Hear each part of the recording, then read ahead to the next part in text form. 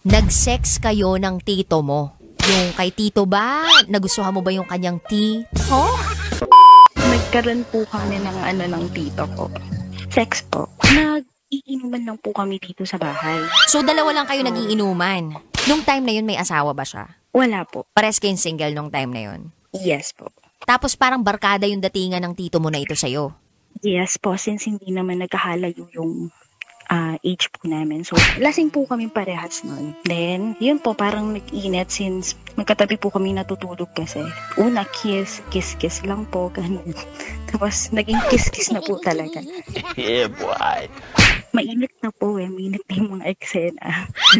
So, parang, tara na, go na natin to, nandito na. Parang ganun po. Gumamit kayo ng protection nung time na yun. No po, since biglaan po siya. So, buti walang nabuo. Picos din po siguro, dahil sa Picos. Tapos kinabukasan, nag-usap pa ba kayo? Yes po, until now naman po. Parang wala naman pong nangyari.